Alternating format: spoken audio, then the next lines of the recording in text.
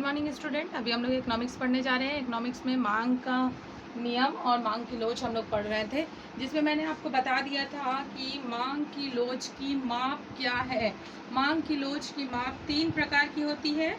पहला होता है कुल व्यय प्रणाली, दूसरा प्रतिशत प्रणाली और तीसरा ज्योमितिक अथवा बिंदु प्रणाली। यहाँ पे कुल व्यय प्रणाली किसे कहते हैं देख लीजिए। सबसे पहले हम देखते हैं मांग की लोच की माप। मांग की लोच की माप ये 3 तरह के होते हैं। कौन कौन से तरह के होते हैं? सबसे पहला लिखवा देती हूँ आप लोग को, कुल व्यय प्रणाली। कुल व्यय प्रणाली। अब हम लोग समझते हुए चलते हैं कि कुल व्यय प्रणाली क्या चीज है। कुल व्यय प्रणाली क्या है? इस प्रणाली में मूल्य परिवर्तन के पहले तथा बाद में किसी वस्तु पर किए जाने वाले कुल व्यय की तुलना करके मांग की लोच को मापा जाता है। हम देखते हैं इस प्रणाली में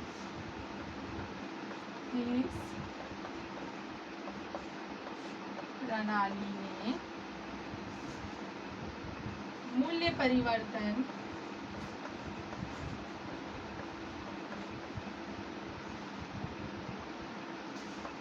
के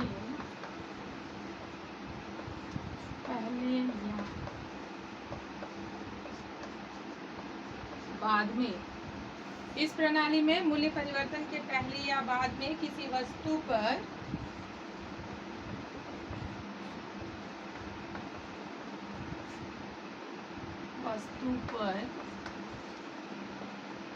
किए गए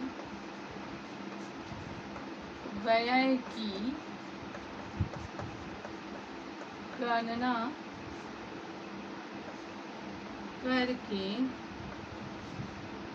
गणना करके मांग की लोच की माप की जाती है। गणना करके मांग के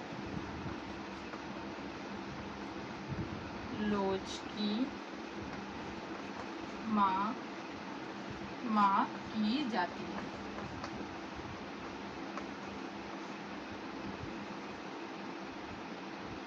हम लोग इसको गणना भी लिख सकते हैं और तुलना भी लिख सकते हैं, ठीक है।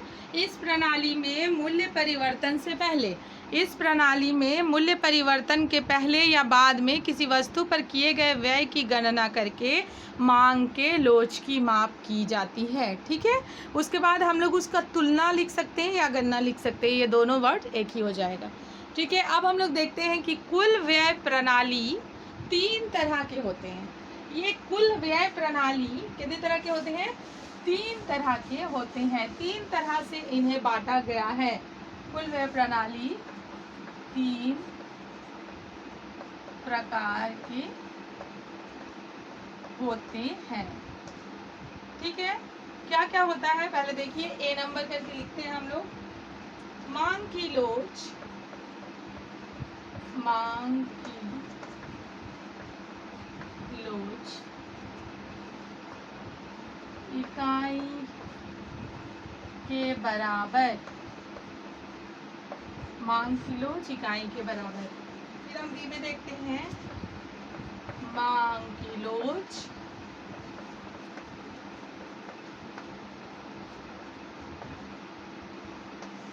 इकाई से अधिक, ठीक है।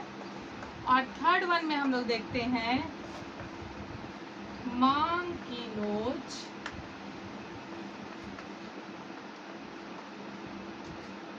इकाई से कम,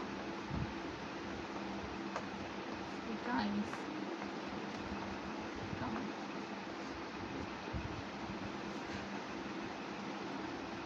देखिए इसमें हम लोग इस तरह से गणना कर सकते हैं। मांग की लोच, कुल व्यय प्रणाली में हमें क्या देखना पड़ता है?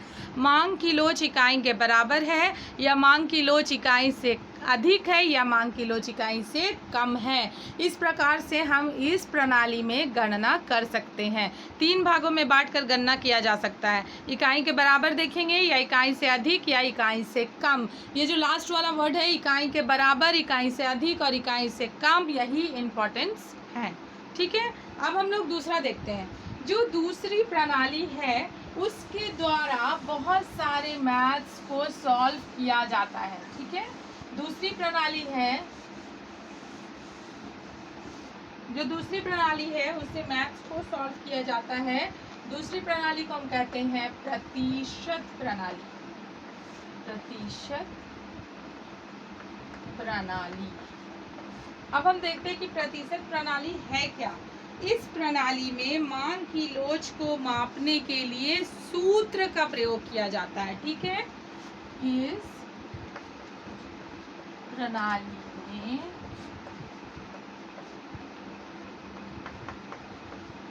मांग की लोच मापने के लिए सूत्रों का प्रयोग किया जाता है। अब ये ऐसी प्रणाली है जिससे हम लोग कुछ न्यूमेरिकल्स, कुछ मैथ्स सॉल्व करते हैं। ठीक है, तो इसको मापने के लिए सूत्र का प्रयोग किया जाता है। तो चलो हम लोग सूत्र देख लेते हैं कि मांग की लोच का क्या सूत्र है। तो हम देखते हैं, मांग की लोच बराबर, मांग की लोच बराबर मांग में प्रतिशत परिवर्तन, मांग में प्रतिशत परिवर्तन और डिवाइडेड बाय मूल्य में प्रतिशत परिवर्तन। मूल्य में प्रतिशत परिवर्तन। ठीक है, हम देखते हैं मांग की लोच का क्या फार्मूला है। मांग में प्रतिशत परिवर्तन और मूल्य में प्रतिशत परिवर्तन, मतलब हमको डिवाइड कर देना है जो मांग में जो प्रतिशत परिवर्तन हो रही है और मूल्य में जो प्रतिशत परिवर्तन हो रही है। तो इस तरह से हम देखते हैं कि मांग की लोच को जब भी हम प्रतिशत प्रणाली से बनाएंगे कोई भी मैथ्स को, तो हमें सबसे पहले सूत्र देखना है। तो सूत्र है मांग की लोच इक्वल टू मांग में प्रतिशत परिवर्तन डिवाइडेड बाय मूल्य में प्रतिशत परिवर्तन। अब मैं इसे आपको एक एग्जाम्पल द्वारा समझा दे रही हूँ ताकि आपको बनाने में ईजी हो जाए। हम लोग इसको एक तालिका द्वारा पहले समझते हैं। ठीक है, इसे पहले एक तालिका द्वारा हम लोग स्पष्ट करते हैं कि ये क्या है। ठीक है, इसे हम परिवर्तन को देखने के लिए एक लाइन लेते हैं और उसको दो भाग में बांट देते हैं। सबसे पहले हम लोग देखते हैं मूल्य प्रति इकाई। ठीक है, और इधर हम लोग देखते हैं मांग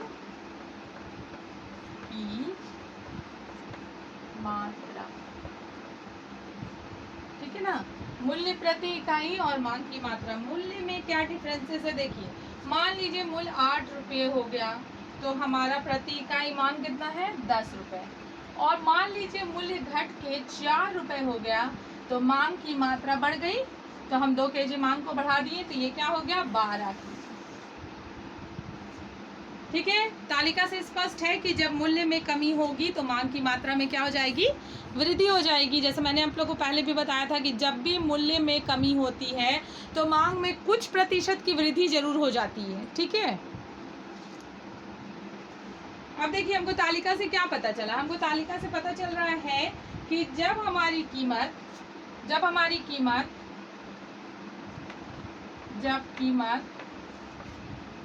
8 रुपए है तो मांग क्या है 10 रुपए, 10 केजी। ठीक है, और जब कीमत 4 रुपए है तो मांग कितनी है 12 केजी। इसका मतलब कितना डिफरेंसेस आया। अगर हम मांग का डिफरेंसेस देखते हैं तो 2 केजी, और अगर हम मूल्य का डिफरेंसेस देखते हैं तो 4 रुपए। ठीक है, समझ में आ रहा है। अब देखिए, अब हम क्या करेंगे, मांग में प्रतिशत परिवर्तन निकाल देंगे।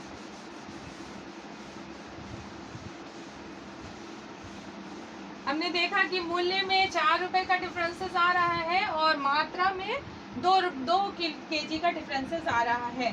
तो हम लोग सबसे पहले मांग में प्रतिशत परिवर्तन निकाल देते हैं। प्रतिशत परिवर्तन। तो जब हम लोग मांग में प्रतिशत परिवर्तन निकालते हैं तो चूंकि हमारा मांग कितना है 2 kg है, 2 kg बढ़ा तो 2/10 करते हैं इंटू 100। जब हम लोग इस तरह से करते हैं तो कितना आ जाता है 20% आ जाता है मांग में प्रतिशत परिवर्तन। उसके बाद हम लोग देख रहे हैं मूल्य जो है हमारा क्या हो गया, मूल्य 8 से घटकर 4 हो गया। इसका मतलब कितना का परिवर्तन हुआ, 4 रुपए का परिवर्तन हुआ। तो हम लोग निकालेंगे मूल्य में प्रतिशत परिवर्तन। ठीक है, मूल्य में प्रतिशत परिवर्तन जब हम लोग निकाल रहे हैं तो हम देखते हैं कि यहाँ पे क्या हो जाएगा 4/10 इंटू 100।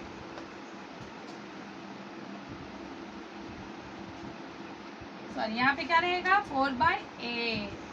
8 से डिफरेंसेस हुआ था ना, इसलिए 4 1 जा 4, 4 2 जा 8, 2 1 जा 2, 2 5 जा 10 इक्वल टू 50%। इसका मतलब मांग में प्रतिशत परिवर्तन 20% और मूल्य में प्रतिशत परिवर्तन कितना परसेंट हुआ 50%। तो अब हम इसको सूत्र के अनुसार बैठा के बना सकते हैं। सूत्र के अनुसार क्या हो जाएगा, सूत्र के अनुसार मांग की लोच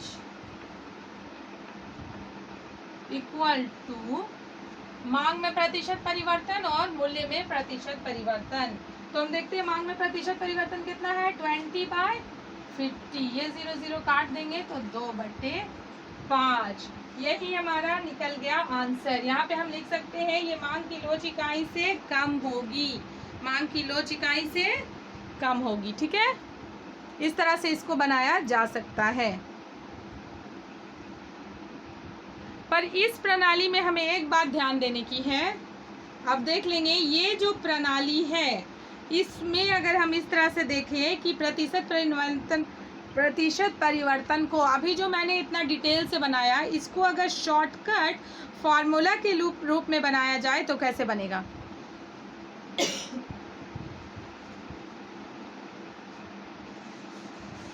अब इसको हम लोग फार्मूला में बैठा के बना रहे हैं। ठीक है, ये मैंने आपको डिटेल बता दिया। अब इसके बाद फार्मूला में बैठा के बताते हैं। तो फार्मूला का हो जाता है मांग की लोच इक्वल टू करिए, मांग की लोच इक्वल टू होता है delta Q divided by Q divided by delta P divided by P. अब आप ध्यान देंगे ये क्यू क्या है, क्वांटिटी है, ये भी क्वांटिटी है। पी क्या होता है, पी होता है प्राइस और ये पी होता है प्राइस। ठीक है, तो जब हम डेल्टा के साथ लिखते हैं तो इसका मतलब होता है मात्रा में परिवर्तन।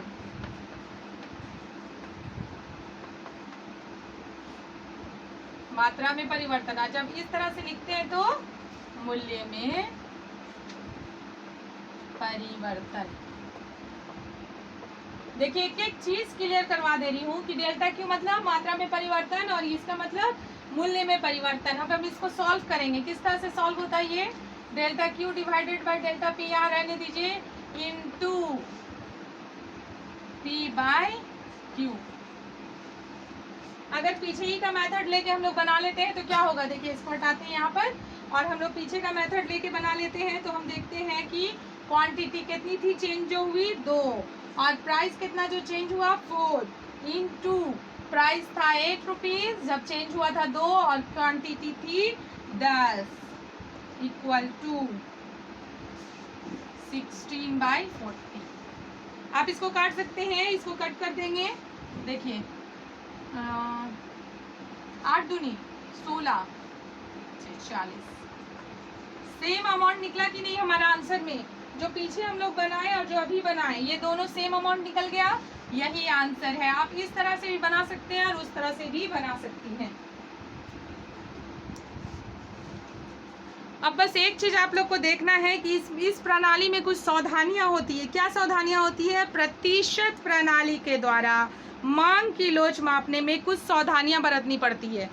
इसमें यदि मूल्य एवं मांग में होने वाले परिवर्तन अत्यंत ही कम हो तभी हम प्रतिशत प्रणाली द्वारा मांग की लोच का सही माप कर सकते हैं। जैसे हमारी परिवर्तन में कितना % का चेंजेस आया, 2 और 4, 8 और 10, इस तरह से अगर छोटे छोटे चेंजेस हुए तभी हम प्रतिशत प्रणाली से मैथ्स बना सकते हैं। अगर इसमें बहुत बड़े चेंज होंगे तो प्रतिशत प्रणाली का यूज़ नहीं कर सकते। आगे का जो और एक ज्योमेट्रिक प्रणाली है वो मैं कल बताऊंगी। Thank you.